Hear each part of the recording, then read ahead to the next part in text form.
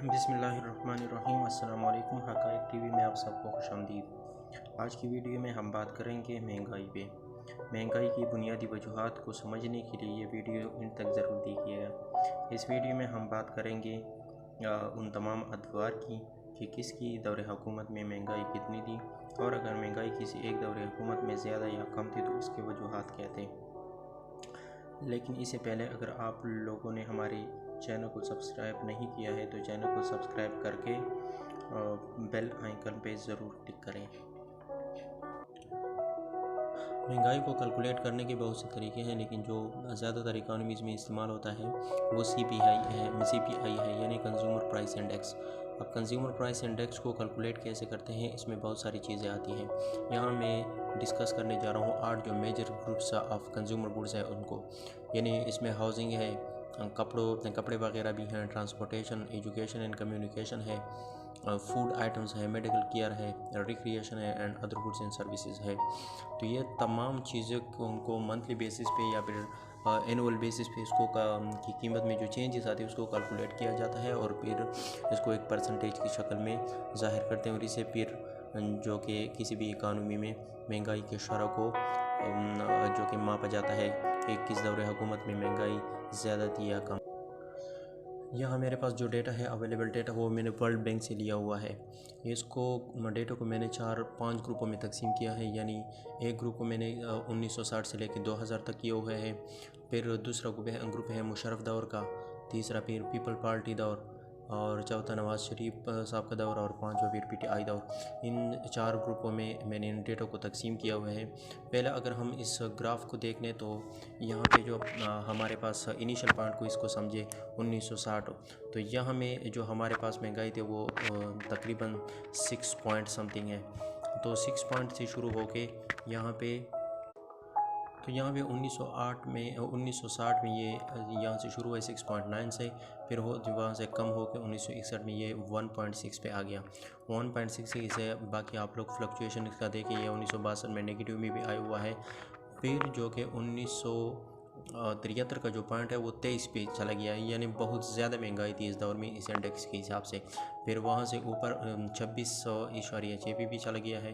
तो ये सारा बाकी जो फ्लक्चुएशन है वो आप लोग खुद देख सकते हैं।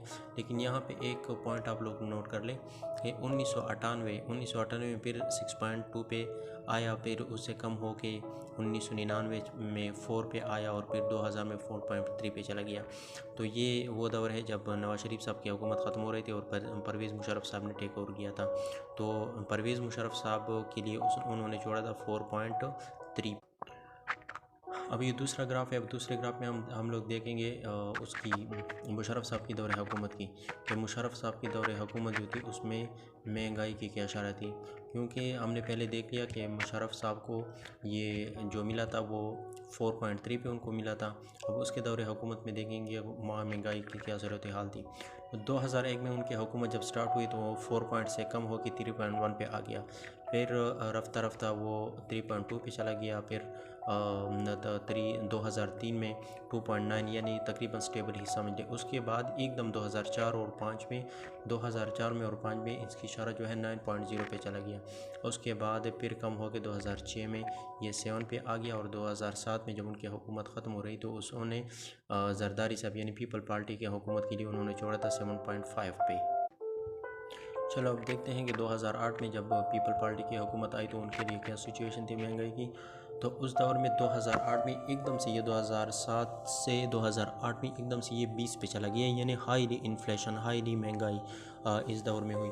फिर उसके बाद 2009 में उन्होंने कम करके ये फिर से 13 पे आए, 13 से फिर कम हो गए जो कि 2010 में 12 पे ले आए, और फिर 2011 में 11.9 पे आ गया। और उसके बाद जब 12 में उनकी हुकूमत ख़त्म हो रही थी तो उन्होंने छोड़ दिया 9.6 पे। तो उनके दौरे हुकूमत में पहले महंगाई ज़्यादा हो गई, उसके बाद जब उनका जो दौर ख़त्म हो रहा था तो वो 12 में 9 पॉइंट पे वो भी ले आए। इस तरह नवाज़ शरीफ साहब को जब 2013 में उनकी हुकूमत बनी तो 7.6 उनका इनिशियल था। 7.6 से फिर वो 7.1 पे ले आए, और फिर 2015 में उन्होंने कम करके यानी एक किस्म की स्टेबिलिटी की तरफ फुल लेके आए, और यहाँ पे इन्फ्लेशन पे स्टेबल हो गया 2.5 पे। 2.5 जो कि इंतहाई कम रेट है और मुनासिब रेट है। उसके बाद 3.7 पे चला गया 2016 में, और जब 2017 में उनकी हुकूमत ख़त्म हो रही थी तो उन्होंने 4.0 पे जो कि महंगाई को छोड़ा था।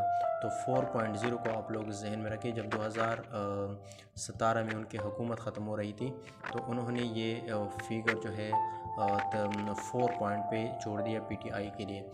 अब देखते हैं कि पीटीआई की हुकूमत में क्या हाल है इनकी महंगाई का। ज़ाहिरी बात है कि हम लोग देखते हैं कि यहाँ इस दौर हुकूमत में महंगाई बहुत ज़्यादा थी, जो बहुत ज़्यादा है, जो कि नवाज शरीफ साहब की हुकूमत में ये 4 पॉइंट पे उनके लिए फिर छोड़ के गए थे 2017 में। अब 2018 में जब जैसे उनको हुकूमत मिली तो उनको 5 पॉइंट पे समथिंग पे उनको मिले, 5.07 पे तहरीक इंसाफ को यह हुकूमत मिली, और यहाँ महंगाई की जो शरह थी वो 5.0।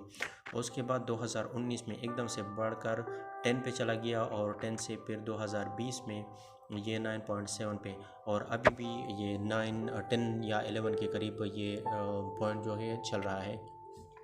कहने का मतलब यह है कि इस इंडेक्स के हिसाब से अगर हम डेटा को देख लो तो 1998-97 में जब नून लीग की हुकूमत आई तो उसमें महंगाई की शरह कम हो गई, और उसके बाद जब फिर 2013 में उनकी हुकूमत आई फिर भी महंगाई की शरह कम हो गई, और जब वो छोड़ रहे थे तहरीक इंसाफ के लिए तो तहरीक इंसाफ 2018 में तहरीक इंसाफ को ये रेशो जो कि मिला था 5 पॉइंट पे, और 2020 में इन्होंने कर दिया 9 पॉइंट पे। अभी जो कि हाईली महंगाई है,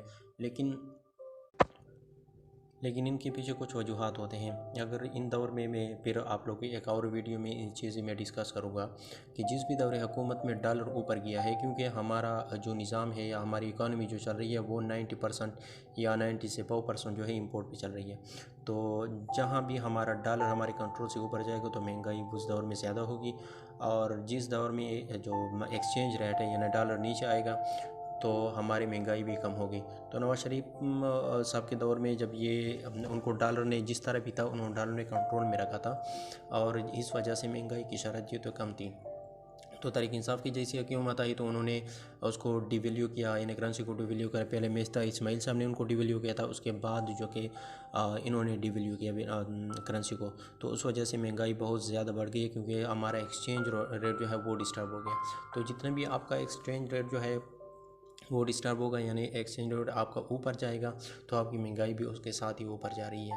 तो बेसिक जो वजह है पाकिस्तान में महंगाई की, क्योंकि हमारा डिपेंडेंसी जो है वो उस पे है, इंपोर्ट पे है, और जैसी भी हमारी जो एक्सचेंज रेट है वो ऊपर जाता है तो हमारी महंगाई भी बहुत ज़्यादा होती है।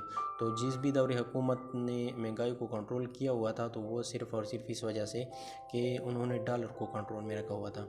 और अगर इमरान खान साहब या पीटीआई वाले ये चाहते हैं कि उनके दौर हुकूमत में भी महंगाई जो है वो नीचे आए और कंट्रोल हो जाए, तो उन्होंने भी एक्सचेंज रेट पे काम करना होगा और एक्सचेंज रेट को जो कि नीचे लाना होगा।